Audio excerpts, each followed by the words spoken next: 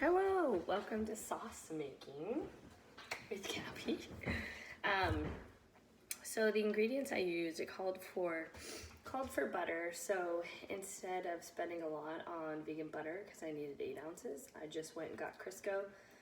Crisco does not specifically say that it's gluten-free, but there's no ingredients that, and yes, that's my boyfriend behind. It does not specify that there's anything gluten in there, nor vegan, or any dairy products, so I just decided to use Crisco. I've got sea salt, white pepper. For the flour, I used half tapioca, so I used 4 ounces of the red mill flour, and then I used 4 ounces of the coconut flour, and I just put them in separate containers. I don't know if you can see the color very well. Let's see if I can tap this. There you go. So this is the tapioca and this is the coconut flour. The reason why I didn't just use pure coconut flour is because it makes things really crumbly. Both of these are gluten-free though. I think both of them are organic too. I try my best to do with organic. And then I've got, I'll show you, I'll just move the camera real quick. And then I've got all my stock in there, and I just to mise en place, get all my ingredients ready. And I use this unsalted chicken stock. I picked it because it was organic, or actually I don't think it was organic. I guess I just picked it. Anyway, so it says to melt the butter in a heavy saucepan. So I was very confused. I thought saucepans were like a saucepan, but with how much stock I have, because it's 5 quarts, I'm using a big guy. So if I did it wrong, please let me know. It's trying my best to think it through and not go halfway, and I'm very curious to see what I come up with for my meal. I have yet to figure that out. I've been trying to think of what I would like to put in there. But yeah, no ideas have come up yet, and I think it's just because I have yet to make the sauce and know how it tastes, and that doesn't help me with whatever I would like to combine it with. So let's start this off with the flame. There we go. I was about to say the flame is not coming. Melt that Crisco down. I'll scoop it up in pieces so it melts quicker.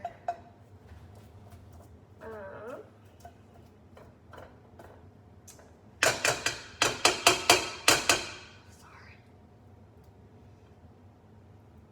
It's gonna be a real long video, so let's try and make it fun. Fun facts about Gabby. I am allergic to dairy and gluten. Thankfully not severe. I am not celiac by any means, and praise the Lord, because I feel like I would never go to a restaurant. But it does cause me to eat healthier, and I absolutely love it. A lot of people think that I miss out on life, and I don't necessarily think that I miss out on life. Just some foods. And typically it's unhealthy foods, so it's to my benefit. But when friends do come over, they continuously ask me, my friends typically eat Hot Pockets and Top Ramen, which we're all in college. I understand that sometimes it can be a bit of a challenge to eat healthy, and I'll agree to that. Costco has definitely been the best $50 a year I've ever spent. Fortunately, they give you really big portion sizes with carrots, which I like carrots. So that's to my benefit. But they'll continuously look in my fridge and say like, oh, so what can I eat? And I'm thinking, oh, you've got like so many options, and they just choose not to eat them. Couldn't tell you why. They're just used to putting Hot Pockets in a fridge and eating. So I get it why they may not be used to healthy foods. Again, I am really sorry. This is gonna be really long. We're already at 5 minutes. Thought I'd get myself some water. This is looking pretty interesting. This is actually my first time cooking with Crisco. I've never cooked with Crisco before. Usually I'm not making a gallon of sauce, which I plan to freeze after making this. But yeah, this is my first time using Crisco. I haven't heard very many good things about Crisco, health-wise. But for this homework assignment and probably for the rest of this week, I will be eating this sauce. So I hope it's delicious and tasteful. And I think that was the other main reason why I didn't buy vegan butter, was because I was concerned that I'd use all of it and wouldn't love my product, which would be really unfortunate, but it happens. And again, I've used coconut flour and tapioca flour together to make pancakes, and they're quite tasty. Actually, my favorite recipe for pancakes, actually. But I've never used it in a sauce. I've actually never used flour in a sauce, so this is extremely new for me. When I think of sauces, I think of spaghetti sauce, which is a tomato sauce, one of the mother sauces. So yeah. So anyway, my butter, or Crisco, is melted. Let's look back on here. I got my laptop leaning on so I can follow. Add the flour and cook to make a blonde roux. Okay. And I know we probably want to do piece by piece, gradually add the stock to the roux. Okay, so you probably don't want to add it all at the same time due to clumps. I know that past videos have talked vigorously about making sure you don't have clumps, and obviously that makes sense because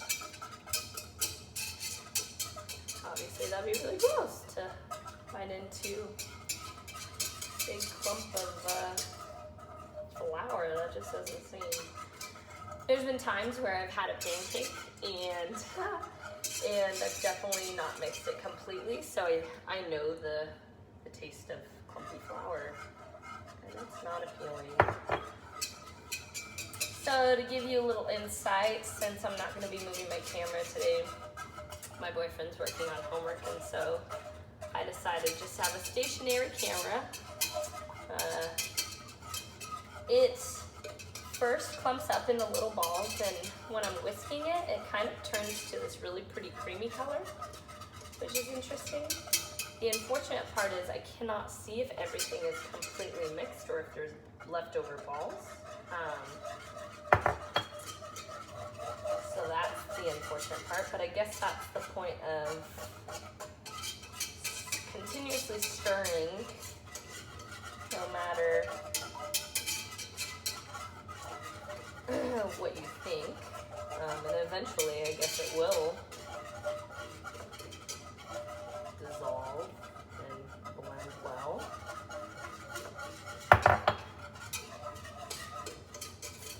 Let's see, what else could I talk about? This is my parents' house. Thankfully, I don't have to go out and buy new utensils. That's been super convenient. I feel for students who don't have those resources. This semester may be spending a lot of money on utensils. That's unfortunate. So I've only added 4 ounces, and I put the coconut flour in first, not because of any personal reasons, just I guess it was the first flour I picked. Let's get all of that in there. And it's definitely thickening, which is obviously the reagent of flour. 2 sauces. Thickening mechanism. And it looks like a light tone, skin tone. It actually, like if I was painting a picture, I would definitely use this color for a typical white person. It's a very like yellowy tinge color. I think probably those bricks are pretty good. And here I'm adding the tapioca.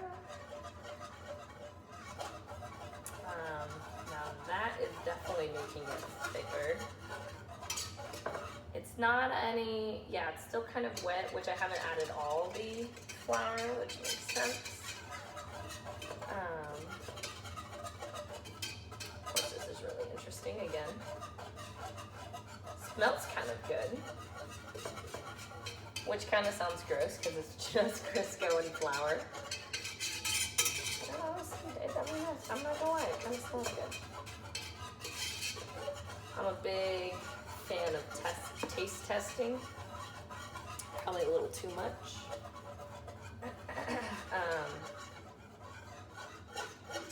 Here we go. Especially when I bake. Oh my gosh, baking has definitely been my favorite taste testing ingredients because almost anything you put in there, you're like, oh, I gotta try it, it's gonna taste delicious. Of course, again, that's not the healthiest way due to salmonella or germs. Thankfully, I don't own a restaurant because I do use my finger and I'm not a spoon person. I mean, I am a spoon person, just if it required me to use a spoon, obviously I would, but I should probably turn this down a little bit. Getting a little hot. So now it's at a little thicker. I still got a little bit more to add in, and I think I'll just dump that all in. There you go. So now it's kind of got like almost a cookie dough texture to it, to where it's a little clumpy, and I know after this process of no clumping, yeah, it's got like a thicker mashed potato, that's what it's, mashed potato texture for sure. It smells a little bit like cookie dough, kind of looks like cookie dough.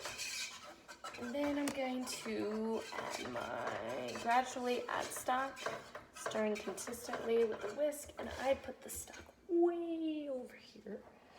I put part of it in this container. Oh, shoot. Whoops. There we go. Oh, now it's really getting thick. This is really interesting.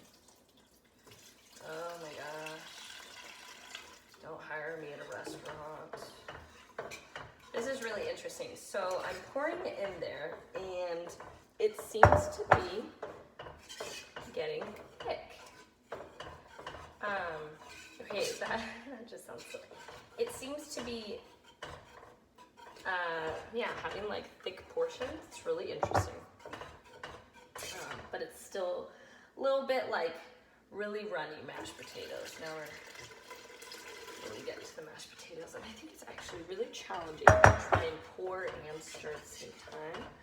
So again, if I'm doing my own, can you please?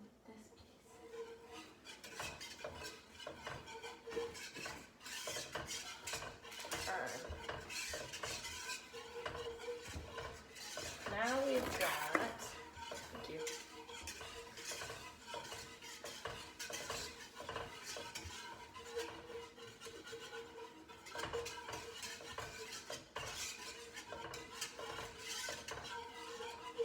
Now we've got a really liquidy, and we're only probably about halfway through making this sauce, which is cool. There we go.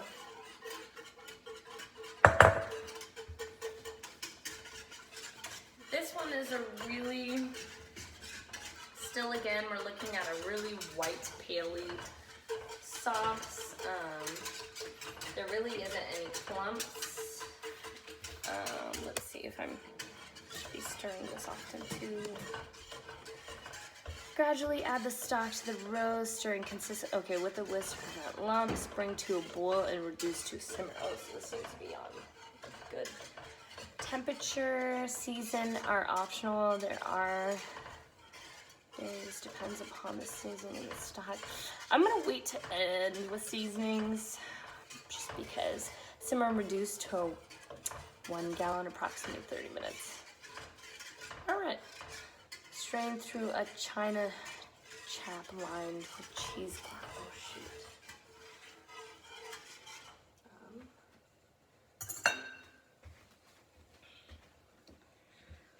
Let's try and pour this in there.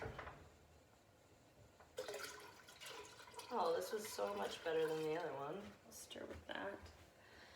Come back, stir. Cheesecloth.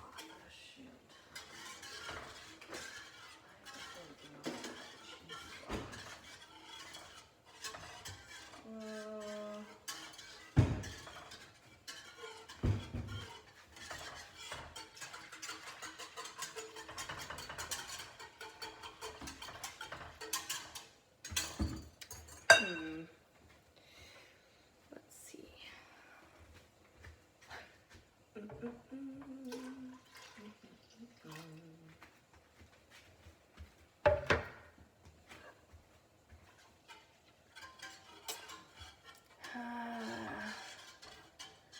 Simmer and reduce to 1 gallon, 4 liters, approximately 30 minutes. Strain thoroughly, lined with cheesecloth, melt butter, maybe carefully laid surface of the sauce to prevent the skin. Hold for service to cool water broth. Place Oh, I didn't read that far into needing cheesecloth. My bad. I feel so silly trying to. This is a lot of sauce. Again, it's probably gonna last me a while. There's a lot of broth. Which a gallon, it makes sense. Quite a bit. We're just gonna top the rest of this off in there.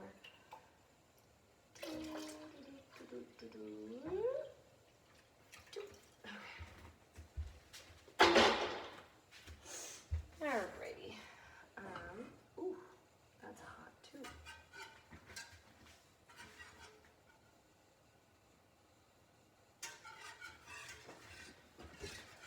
Okay.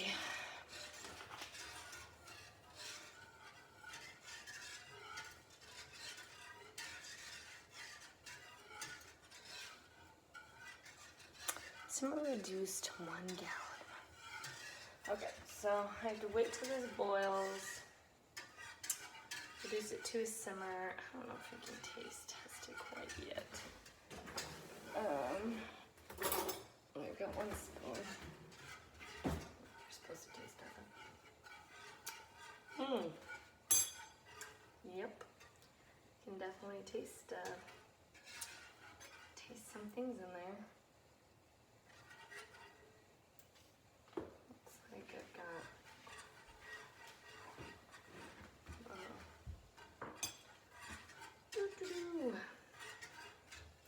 why do you need a cheesecloth? Strain through a china cap lined. Strain through a china cap.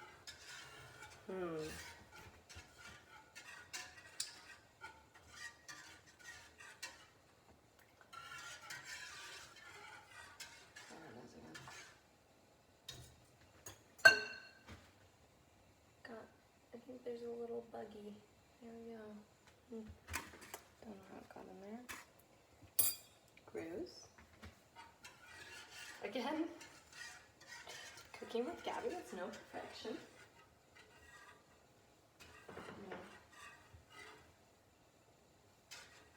Okay. Got a little stock left in here too. Put in there.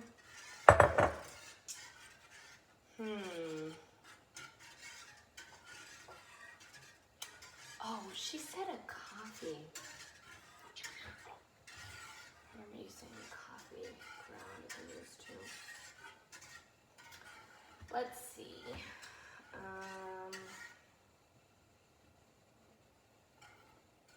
This comes to a boil quicker. I'm not sure if I have to keep stirring it, even though I know there's not going to be any more clumps. It's pretty loosey-goosey in there. I'm gonna have a long time grating all of these. Oh my gosh, I'm already at 20 minutes. Ooh, that's a long time.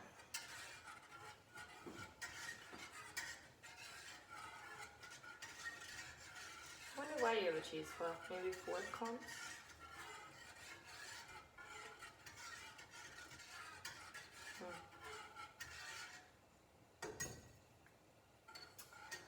I don't think I ever could be a chef either. I'm exhausted. Well, I think I'm going to turn off this video and maybe segment it again and then send that in as well. That way you don't have to just see me stirring. So, see you soon.